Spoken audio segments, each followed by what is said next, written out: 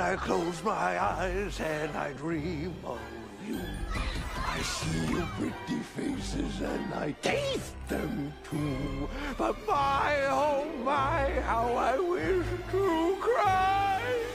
Say good.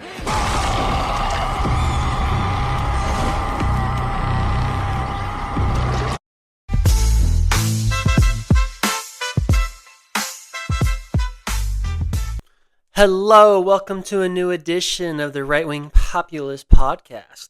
I am the Right Wing Populist. So today I want to talk about Welcome to Derry. It was a show on HBO Max, the very overrated HBO Max, and it's a prequel, quote unquote, to the It movies with starring Bill Skarsgård as Pennywise the Dancing Clown. Those two movies, I'm a fan of both. Even the second one, people always shit on the second one.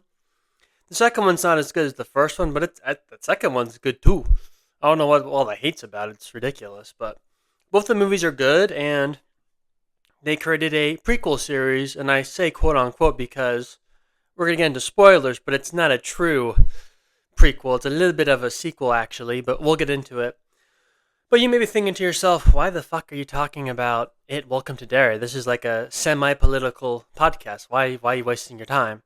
Well, clearly you haven't read the description of this podcast because I also discuss culture on this podcast, and I've been seeing on the interwebs complaints from people on the right suggesting that the show was woke, that there was a lot of SJW propaganda, a lot of white men bashing, and I want to discuss that all because I think there may be some truth to it, but first I want to sort of review the show, then get into the arguments for why this show could be considered woke, why it may not be woke, etc. But before we get into it all, I need you to do something for me, folks. It's not a lot. It's a very small thing, but please do it. I want you to subscribe, whether it's on YouTube, Apple Podcasts, Spotify, wherever you listen to your podcast. This podcast is available, so please subscribe. And if you are listening on YouTube, please also like and comment. Helps with the algorithm. I would greatly appreciate it. Please support. I'm an independent content creator, folks. Don't make me start an OnlyFans. I don't want to drop the link in my bio. Don't make me do it.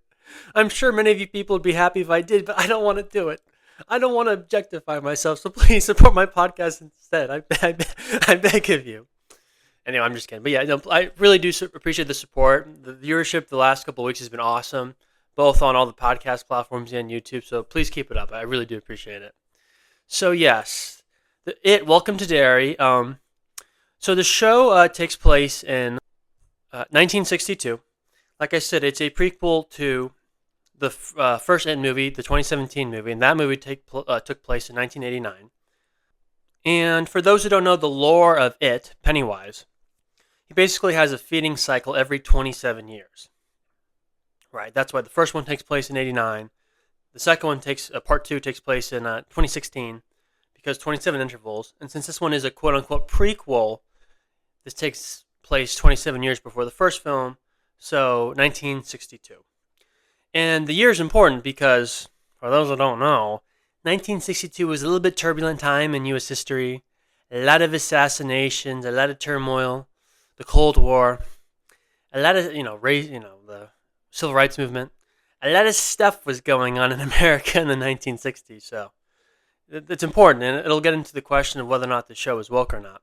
But let me sort of just review the series quickly, and then I'm going to get into the accusations of the woke. The woke, as Ron DeSantis would say. So the show overall it's a good show. It's pretty high quality. It's HBO, so you'd kind of expect that. And the CGI is kind of meh at times. There's a really terrible scene when the kids, the main characters, are like in a graveyard, and they're like riding their little bicicletas. I say bicicletas because one of the kids is like Cuban. So they're riding their little bicicletas in a cemetery, and the CGI is just dog shit. It was awful. Like, what is this? This is HBO? This should be on like Disney Junior. Like, the CGI was bad. But overall, pretty good quality show. Some of the visuals were actually quite good. It's just that one scene in the graveyard was terrible. But, so essentially the plot of the story is the military is aware of that there's this entity in Derry, and they're trying to find him. And one of the ways they're trying to find him is they're using Dick Halloran, who, for those who don't know, Dick Halloran is a character in The Shining, both in the book and the movie, and in Doctor Sleep, which is a sequel to The Shining. And Dick Halloran has what we call the Shine. That's why it's called The Shining. And he's basically has psychic abilities, and they're using Dick Halloran to locate Pennywise, essentially. And when the military is doing this, Pennywise is going around and eating, because that's what he does every 27 years. He goes around Derry and he eats kids. Because, Pennywise loves the taste of fear. Kids are easiest to scare. Therefore, Pennywise tends to target kids. And essentially, what happens is the military, it's pretty clear from the get-go that the military is not being fully honest with Dick Halloran and the other main character, Leroy Hanlon, that there's clearly something going on here. That the military, they're up to something. And the other thing the military is looking for are these pillars. And as we learn in the show, there's these pillars that surround Derry. And these pillars essentially prevent Pennywise from leaving Derry. And I guess it's part of the reason why he has to go to sleep every 27 years, although that wasn't made entirely clear to me. Maybe I missed it. And what the military tells, the sergeants, people like Hanlon and Halloran, what they tell them is that they want to find these pillars so they can actually make the cage, as you could call it, smaller. Then they can basically trap the creature and stop him from basically killing kids. But that's not what the military is really up to. What the military is really up to is they want to free Pennywise. Because like the sergeant dude, I forget his name, but like the head of the military operation, apparently when he was a kid, I think his name was Francis Shaw. I think that was the character's name.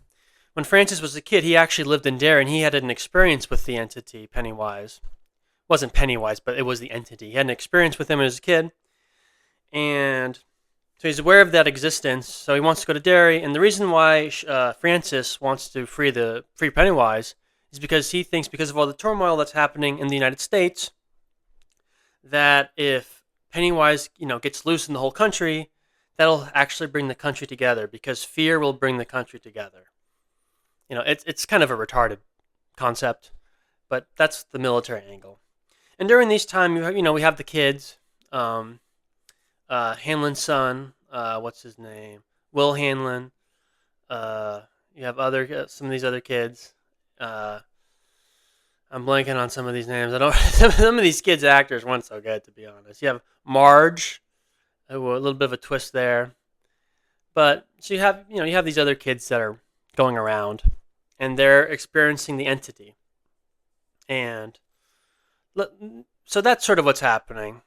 Pennywise is terrorizing these kids. Military is looking for Pennywise.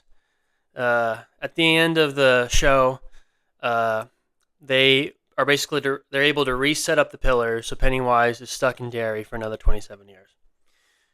And I'll say this because this actually is not that important for the woke issue, but it's revealed that Pennywise doesn't experience time like the rest of us. So like one of the kids, her name is Marge, and we find out that she's the mother of Richie from the first two It movies, Richie Tozier, the Stranger Things kid, got the glasses. So he knows that Marge is going to have Richie in the future, so it's revealed to us that Pennywise can sort of like see into the future. He doesn't experience time like we do. So this show that's a prequel sort of becomes a semi-sequel at the same time. It actually is it doesn't make a lot of sense if you think about it logically, but it's kind of a cool concept, and it was a cool twist. And overall, the show was pretty good. But this is the part that I want to get into, because this is what I've been seeing on the interwebs. Was the show woke? And let me get into the arguments for why I think you could say it is woke, and then maybe some of the counter arguments, and then I'll get to my conclusion. So here are some of the arguments that the show is woke. The show starts out with a group of kids that are mostly white dudes, and the show sort of it gives the impression that these kids, these white kids basically, mostly white boys, or maybe some Jewish boy, but you get the picture, that these are going to be sort of our main group of kids. But they get killed off, I think, at the end of the first episode, or maybe the beginning of the second one. And, you know, but and two of the kids that survive, the one that does survive is the girl. All the boys die. And it's like, look, is it possible that was just sort of to like create expectations and subvert them, as Ryan Johnson would say? It's like, yeah, it's a little bit of a coincidence that you're killing off only the white dudes, but the the one girl is not killed. Like, okay, let's pretend that's the case, but that's a little silly if you think about it. And so that's one thing. But look, that's sort of forgivable. A lot of the kids in the first It movies, the first It movie, they're mostly white dudes. So you could argue that's more about them trying to subvert expectations than, trying to have some like anti-white male message. So, okay, I'll give it a pass there. But this whole show is really centered around racism. I mean, there's a whole subplot. It's not even really a subplot because it plays such an integral role. You have this Hank Grogan character, and Hank Grogan's accused of basically kidnapping and killing this kid that goes missing. And he doesn't have an alibi, and the reason why he doesn't have an alibi is because he had an affair with a white woman, so he just can't tell people. And because he can't tell anyone where he really was the night this kid went missing, he's taking the fall. And this becomes a big subplot. And there's this impression during this whole show that racism is just rampant in Derry. That Derry is just like a racist rural town in Maine. So even though there's like a ton of black people in this show, it's like, wow, Maine, it's just totally this racist white town in the middle of Maine. And yet there's like black people and Hispanic people everywhere. It's like, what? Like on one hand, this is like a racist white town. And yet like every other character on this show is like black. But let's not even get into that. Well, maybe I will. But but this is Maine. Okay, we're in northern Maine. And I, even though this is the 1960s, I would note that Maine did not have Jim Crow laws. It did not officially have segregation. Now, did it probably have like de facto segregation in some capacity in parts of Maine? Yeah, I'm sure it did. Were there non-southern states that had forms of Jim Crow that weren't explicit? Yeah, that happened. And I'm not saying that didn't happen in Maine, but they treat Maine like it's like in the deep south. But it's like, this is like northern Maine. It's in the New England states. Yes, it's a very white state, and it was certainly a white state back then, especially. But this is not like the Jim Crow South. This is not like KKK Central. But they give the impression like it is. Again, this is northern Maine. I get it's the 1960s, but right off the bat, I'm a little bit like, this is kind of dumb, and especially considering the fact, like I said, like half the characters in the show are like black and Hispanic. It's like, okay, that's sort of interesting. So that's a little cringe. It's, again, they're acting as if this is like the Deep South. Now, and the other thing is, I would note, is in the military, all the military guys that we follow are also black. And that's okay, because Dick Halloran, it makes sense, and it's cool that he's in the show. And he's a black character. I mean, that is who he is. But, the point of it, though, and maybe I'll get into some of the arguments for why you could say this show isn't necessarily woke, is it is true in the original It book, there's this place called the Black Spot. And the Black Spot is supposed to be one of these tragedies that Pennywise takes advantage of. And in the book, it's basically a bunch of black military soldiers. They created like this spot where they could just hang out in peace without being harassed. But then, because they're hiding Hank Grogan, a bunch of former sheriff who got fired, Clint Bowers, he gets a bunch of his friends to go to the Black Spot to find Hank, but the soldiers don't give him Hank. So what these white people decide to do is burn the Black Spot, and a bunch of black soldiers die. So, yeah. But this sort of goes into the arguments of why you could say this show is woke. For the most part, all the white male characters are either dumb kids, naive, bad people, or just stupid. Okay. I mean, that's how they portray white dudes in the show. Like, the bad people besides Pennywise himself, it is the military people that are white. Like I said, the main general, what's his name? Francis, he's white. His, like, deputies who are, like, his second man, they're all white. They're the ones who are trying to free the entity. they get into the origin of Pennywise. And essentially the origin is that Pennywise crash landed on Earth. The natives, quote unquote, the Native Americans, they have this. They basically claim that they kind of have figured out how to deal with the entity, but then the white settlers come in, and the natives warn the white settlers, but they don't listen. And next thing you know, Pennywise is feeding off the white settlers, and it's getting stronger. And the other thing in this show is the women are like, for the Native Americans, like the top soldiers are women. It's like, what? What? The top soldiers? Are you serious? The top soldiers are women? It's like, that's just not... No, I'm sorry. I get it. The show's about a child-eating clown. I understand that we can suspend their disbelief, but like, really, all the main soldiers are women. The Great Warrior, Searsky, whatever the fuck her name was, it's a woman. It's not a guy.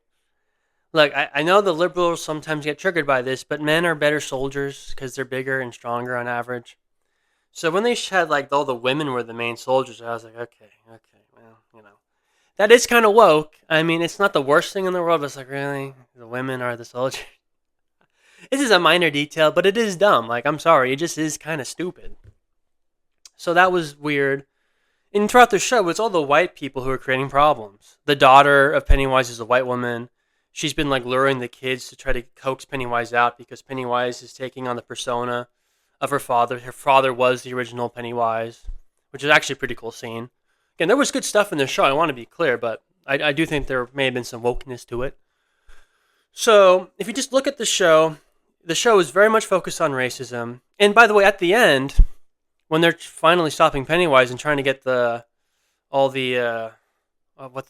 pillars in place again to keep Pennywise enclosed, none of the people are white. None of them. Even though, again, this is supposed to be Maine, a super white town that's like racist, but like all the black people just happen to be in one place. All the minorities happen to be in one place stopping Pennywise. It's like, okay, maybe.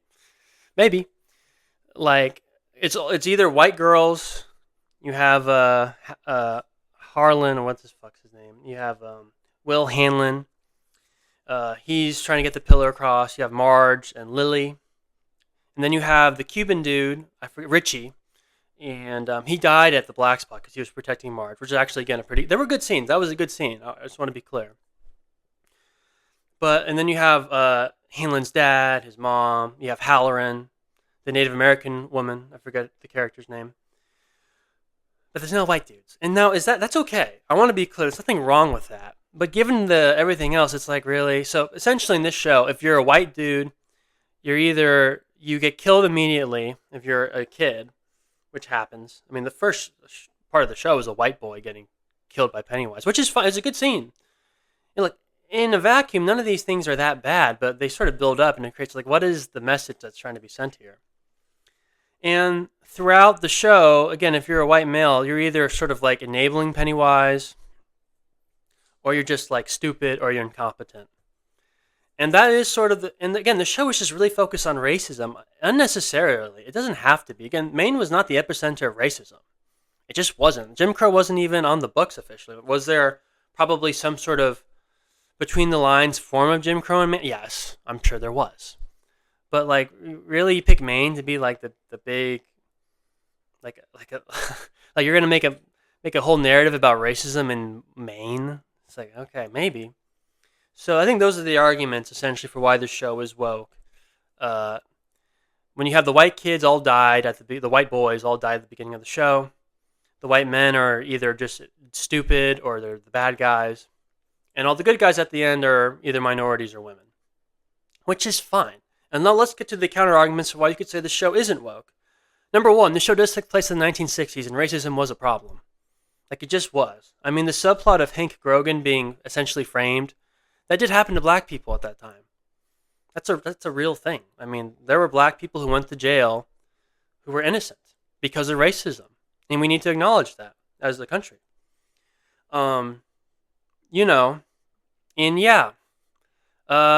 People in positions of power like the military were disproportionately white men, especially back then. So if you are going to have a story about the military doing bad things, it actually makes sense for those bad things to be being done by white men, because those are the people who would be in charge at the time. And it is true that a lot of white men did hold positions of power back then. we're white men. That's just the reality, whether we want to admit it or not. And also, the best character on the show is Dick Halloran. And there's nothing woke about making him black because he's a black character. That's how Stephen King made him. I believe that's how he was in the movies. The first movie with The Shining and Dr. Sleep. And he's like the best character in the show, besides, I guess you could say, Pennywise. And there's nothing woke about that character. He's not even like that concerned about Hank Rogan at first. Like Halloran's like he is like, besides Pennywise, he is the best part of the show. And he's not a woke character, and he's black, but he's not woke. I mean, that's the thing I want to be careful as conservatives or right wingers or whatever. Just because a character is a minority or is a woman doesn't mean the character's woke by definition. Woke to me is when you're promoting a left wing ideology that's anti-male or anti-white, and that has like a left wing political agenda. But simply just having a character that's a minority does not mean it's a woke movie or a woke character. And you could argue for the most part, even though the main kids we follow, none of them are white males, they're not really that woke. They're just kids. You know, there's nothing like anti-white necessarily, but having a group of kids who aren't white. It's a little ironic, again, because the whole like narrative during the show is that Derry's like a racist town full of white people, yet at the school there's a bunch of non-white people, and the main characters we follow aren't white. But again, you could just, this was during the civil rights. Black people did not have the same rights, generally speaking, even in non-Jim Crow states. So that would be the argument that the show isn't woke. And also, Stephen King talked about racism in his books, including his It book. I mean, the black spot was in his original It book, and it's a really good scene. I mean, it's brutal. Your heart breaks. You know, if you put yourself in their positions, obviously, even though it's a TV show. It's a really brutal scene, and stuff like that did happen to black people, and it's a disgusting part of our history. So you could argue it's just good to remind us of that, because we don't ever want to, jokes are one thing, but racism in reality is a terrible, terrible thing, and it made people, including white people, do terrible things to other minorities. So having media like this, it can be a good thing to remind us.